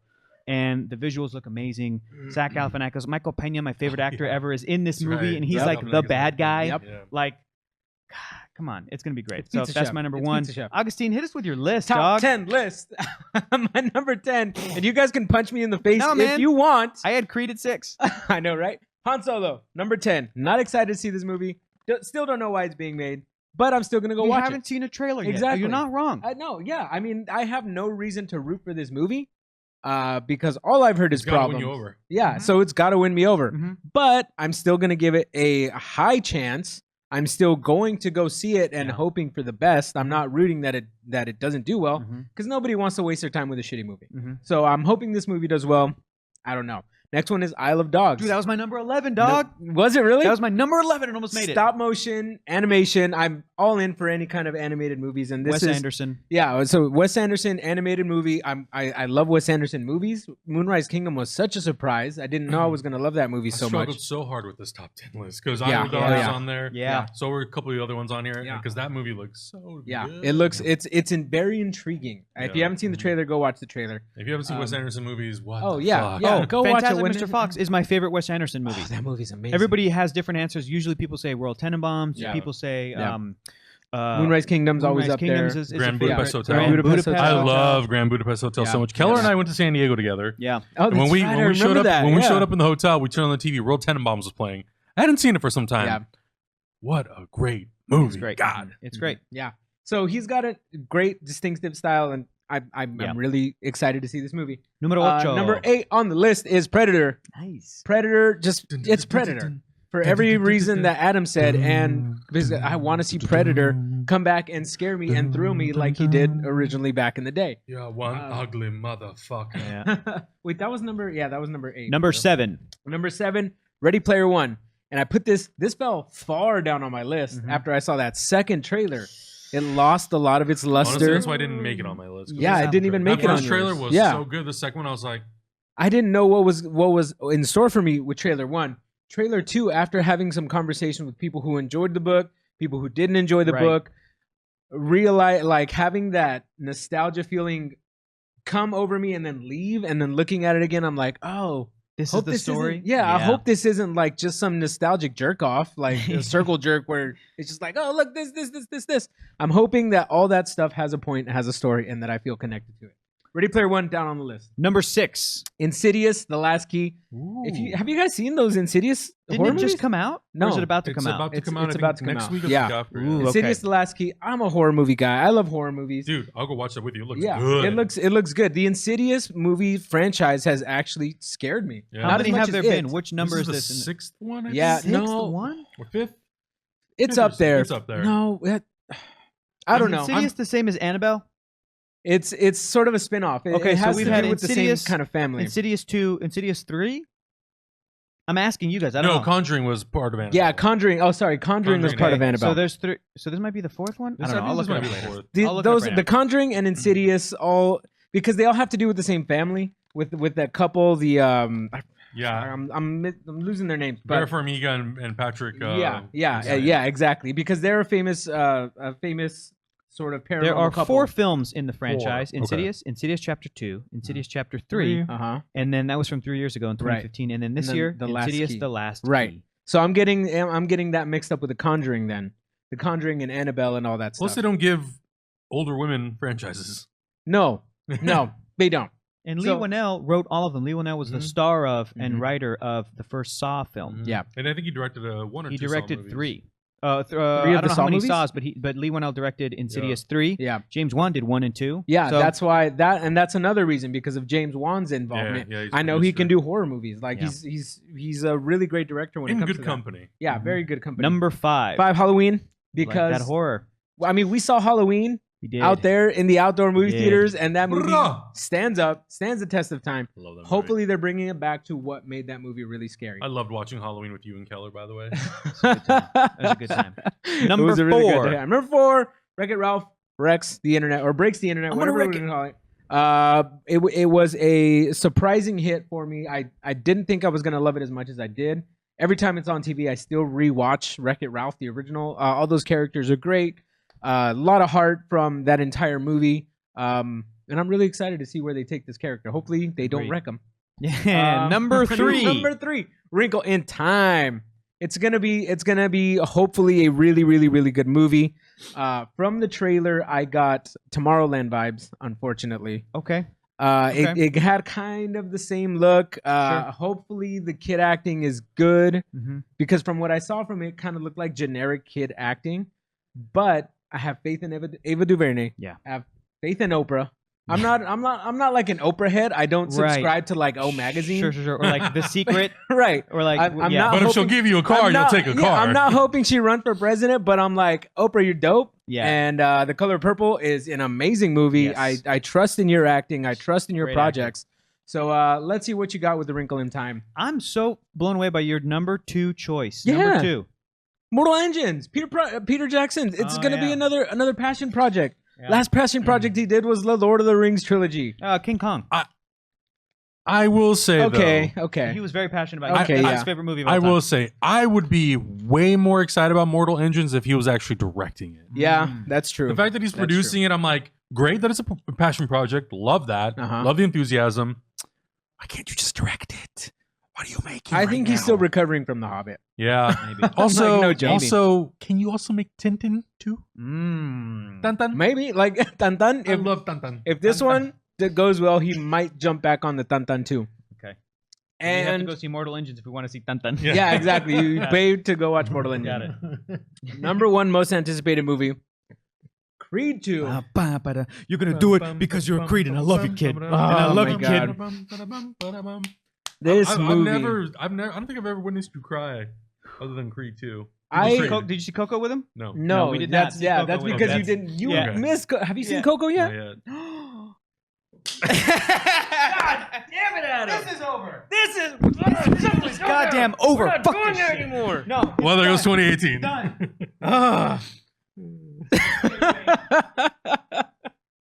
I'm only honorary. It doesn't matter, Adam. You're rolling deep with this crew, Adam. know, You gotta I know. watch this Honorary? movie. That shit is revoked. Yeah, give me your check. card back, Your damn check, it. motherfucker. Your check to me. Your check to me, and that's it. You better check yourself. You're just check now. Check your card Better in check yourself because 'cause you you're just wrecked done. yourself. You're not of the club. Also, Kaiju's eating British candy. Oh, did he get it? Oh, no, I don't think he did. Oh, no. Maybe he did. I don't know. Yep, he did. Well, Hey, get out of there. it's a Anyways. candy of passion and anger. Yeah, I'm sure he's eating worse stuff. Is it playing anymore? Sorry, hang on. I gotta look it up. It is Oh, because it's playing. It's yeah, playing. it is Okay. because I saw it a couple weeks ago. Anyways, Creed 2. Creed 1 was the best movie of 2015 in my opinion. And the fact that they have faith in this project, the fact that we still, even though we don't get Ryan Coogler back, it's still going to be made. It's anticipating. I'm anticipating this because of the hype off the last movie. Basically, like you guys said, I'm into the franchise. The momentum off of the last movie is carrying me into this, regardless of who's directing it. If the talent's still there, if Ryan Coogler is still saying like, you know, like it's okay for me to hand it off. It's okay to hand it off. I'm like, okay, cool. Don't fuck up my movie. That's why this movie is number 1 on my list because I'm nervous for it. I'm excited for it. All the emotions for it. So I don't know. We'll see. We'll see what happens. Hey, even though Aaron Covington's not writing Creed 2, he's writing a Black Panther digital comic, which I think is pretty rad. Yo, I know. really? He's right. Yeah, he's for writing for Marvel. Let's try to get Cov back on the show, Get him dude. back on. I would love to. We I'd gotta love get to Aaron talk to him Covington about back it. Oh, on let's here. get him back on the show. I would love to read that digital comic. And, Man. And he's been doing a bunch of other stuff too. I'd love to talk to him about his new Yeah, let's projects, bring him but, on. Let's bring him on. You know, it's like I would love to have him on actually to ask him like, and I think we may have asked him last time we talked to him, were you guys thinking about sequel ideas? Because if Covington's like, yes, actually, we did have some stuff, and they're kind of running with it, that would make me feel better. Than like, exactly. No, we just envisioned it as a part 1, and that's it. And what they're doing is they're bastardizing it. You know, he's not going to say that, but still, like he wouldn't say that regardless. But if they had enough stories to where they could continue it, and they're running off their ideas, awesome. Yeah, agreed. Well, agreed. It's going to be a very intense year. There's so many really good movies out. Coming out, I better go see Coco tomorrow before I'm murdered. Yep. You know what's crazy? I do. Some of these movies, especially in our top 10 list, they might suck. That's a bummer. Yeah. I know. I hope none of them do. I hope they're all Look, great. man, my biggest worry out of all of them, there's a couple, but I would say right now, other than Star Wars, is Sicario. Okay. Sicario 1 is so good. My It's a different I director. heard there were issues with how they were treating some people on the set of Sicario too. Don't tell me that. No. I'm just so you know, Damn. there was already some controversy. Really? My biggest Yeah. worry is probably Ready Player One, and also because Yeah, I've seen I'm worried about nothing that from one. it. Barbie could be terrible. Like Yeah. that would make sense as something like Yeah. that could be bad. Augustine, what's your biggest worry from your list? Is it Creed Creed 2. Yeah. Definitely Yeah. Creed 2. But every time a horror movie comes up, Halloween and Insidious, it's Yeah. just like, come on, guys. You know, like, I know when a jump scare is coming. You can't scare me with that shit Yeah. anymore. Yeah. Scare me Did you, another way. did you Be see Happy creative. Death Day? No, but I heard it was good. Dude, it's so good. It looks yeah. fun. The Yeah. fact that Blumhouse is doing that movie is the only reason why I'm like, oh, I think it'll be fun. Okay. Me and my little sister watch horror movies together all the time. Yeah. And she saw it. She was like, you have to watch Happy Death Day. And I was like, It's great. It's really good. Okay. Really good. I'll take her advice. Guys, but Go let us watch know. Coco and then watch Happy Death Day. Yes. Guys, let us know in the comments below, what are some of your most anticipated movies of 2018? Our goal here this year is we're going to try to cover as many of these movies as we can. Obviously, we all have passions for different types of movies. And I think it'd be awesome if we could all come here and talk about all these movies, and you guys can come in and do reviews of them and stuff. I might get a cinema pass this year. The little You thing. should, Yeah, man. totally. It's really, it's a good deal. It's a I good think deal. Other than that, we're super excited to be back. We've got a lot of fun stuff planned for this year. I know a lot of people keep asking us about Road to Infinity War. Don't really want to commit to one movie a week. I don't want to but- say yes, but I also kind of don't want to say no. So I mean, just So you, stay you tuned. know, Yeah. just talking about these movies, it's like I know, Look, I know. Here's the thing for me personally. not watch If we that. do Road to Infinity War, it Yeah. has to be epic. Yeah, Yeah. And I want Robert Downey Jr. to fucking show up at this Yeah. house, which is not going to happen. not gonna happen. Maybe we could get like Maybe we could get somebody who was in an episode Iron Man of Agents 3? of We Shield. have- Maybe we get somebody who was in Iron Man We have 3. Malika here. She was in Iron Man. Just Iron Man 3.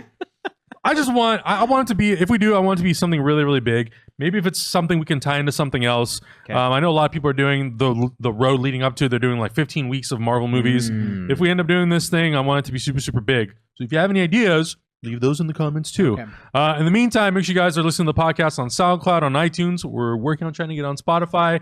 Make sure you guys are leaving reviews, liking all of our videos, subscribing, and sprinkle some love to the other videos on this channel. There's a lot of cool stuff on this channel. We've got a lot of fun RPGs. We've got a lot of fun other shows. Our anime show, Hyper Otaku, has now moved to Facebook, so you should go check it out there.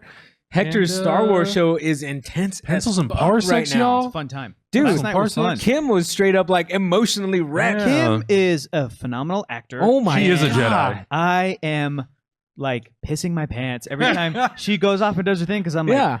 fuck, I How have do I do this? Oh man, I gotta not fuck this up. not And then fuck this you're up. like the sarcastic cat. yeah, you know what it reminds me of? Like in The Office, I think it was end of season 2 or season 3 Yeah. or something. There was a scene where Jim finally told Pam that he wanted to be with her, and she had to tell him because she was still engaged to Roy, and she had to tell him like outside of the office. She was like, she goes, you know, your friendship means so much to me. And he's like, don't do that, don't. And then he has John Krasinski as Jim Halpert has the one tear come down. Ooh, that's how you know And they're good. When when Jenna Fisher filmed that scene, she talked about how she almost lost it because it was so good. Yeah. And all she kept thinking in her head was like, don't fuck this up, don't fuck this up, don't fuck this up, don't like, do not fuck this up because he's killing it right now. Yeah. That's how I feel on that goddamn show. With Kim Can't. Every time everybody does kills such a it, great man. job that Yeah. I'm just like, don't fuck up, don't fuck up, Yeah, don't fuck 'cause- up. Which you can you're- watch on its new time. You're the Wednesday guy who night would today. come in and just fuck everything up anyway. Come So with a dumb fart or something. yeah, exactly. Emotions, am I right? Like, Oh, ruin it. God. And you can also obviously catch Power Rangers Hyperforce every single Tuesday Yeah. here on YouTube at 9 a.m. or if you want to watch it live, 6 p.m. on the great Twitches. show. Augustine, where can You everybody can find find me watching movies all year at @L_Santo Taco. You guys can find me at Hector is Funny. And do me a favor, if you like movies and you're listening to this on a podcast and you're already used to podcasts, check out me and my boy, Keller Knobloch, the Dumbs. Oh, that's right. We started a new podcast endeavor. These guys are going to show up on it. But the thing Yeah, I is, was supposed to be on there for it is- Superman Returns. What happened? Yeah, well, we're switching it up a little bit. Because we asked you a year ago when we tried Yeah. the first time. We had a couple of different. I mean, Augustine came on for Back to the Future Part 2. So we were like, let's ask these same people back, but to do a different movie. So I'm going to have you look at the next couple movies. You'll probably be in March because we've got February covered because there's only one movie a week. Yeah. So we have the first 4. We're having guests on there like Emma Fyfe. We're gonna have Clark Wolf on there. We're gonna have Maude Garrett. We're gonna have my friend Marina Mastros. We're also gonna have Sax Carr from Geek and Sundry is gonna be on there. Our buddy Eric Calderon's gonna be on there. Some improviser friends of mine. it's like Everybody. It's going to be great, but like we want to grab a really, really great movie that you either love or hate. Or even if you're ambivalent, like it doesn't matter. Just come and talk about it. But it's a movie a week, and it's going to take us 10 years. So check out the 500 Greatest Movies podcast ever. 500 Greatest Films podcast. You can look for it. It's on Podbean. It's you should on do iTunes. an episode with your dad, Hector. Dude, I will get my dad, and I'll be like, Dad, come and watch this movie with me. Exactly. That would be fun. That'd be really good. And your mom. But also the plan too is like because we know so many awesome people. Yeah. We're gonna try to do the first year where like everybody just comes on just once for 50 weeks. Yeah. And now we've already done like so for the next 46 weeks. We know 46 people. So like you'll be on there in 1 year and then you'll be back in 2019. That's how crazy That's it's gonna crazy. be. It's That's crazy. such a crazy endeavor, dude. Yeah, but I'm gonna have you look at some movies, and Augustine, you're gonna come and talk about Amores Perros. Amores Perros. In like 2-3 months. We're gonna do Sideways. I'm gonna do Sideways because they filmed that in the area where I grew up. You're not gonna do Sideways. Oh, I'm not? I'm gonna have another guest on for Sideways. Never mind. But when you come on for Amores Perros, we can talk about Sideways. But if you haven't, I don't want to make you watch that movie was my extra. first exploration into Mexican cinema, actually. Sideways? No. Amores Perros. I was like, that's No. Sideways? Amores That's Perros. movies about white people drinking wine. Yeah, What are you talking about? no. Amores Perros, that's Amores excellent. Perros, That's excellent. that I was like, I can't wait. what? Yeah. Okay. Yeah, that's a good one. Some damn good movies. Yeah, It's gonna be damn dope. good Yeah, movies. and some like bad ones too. It's course. great. It's a great list. Yeah, it's a great it's a good list. Great list. So it's from check it out. Empire Magazine from like what 2008. 2008. So they might put out a new list this year. So all of the work that Keller I and need to have know been what the contingency plan is if they come up with another The list. contingency plan is Keller and I are going to talk about it. And if they have an updated list that includes the last decade of films, we're either going to keep doing what we're doing and doing 2008, or we might do 2 movies a week. Dude, that's 20 literally years do of work. 2008 and 2018. I don't know. Well, can I call Sicario then? I call Because Disney it Sicario. will be on the 2018 list if that exists. So many as we're doing this thing, there's so many movies where it's like, well, this would be off and this would be on there and this would be on there and Insidious might be on there because Saw would be kicked off. Yeah, because we just watched Saw. And there's Keller some and I were movies like, on there ugh. they're like, well, I mean, it's 500 movies though, so that's a huge It's a lot. list. Mhm. Anyways, Check that out. And Adam, where can people find you? you can just find me at Adam Havoc on Facebook, Instagram, and Twitter. Make sure you guys are hitting us up on all social meds. And we'll see you next week. Yeah.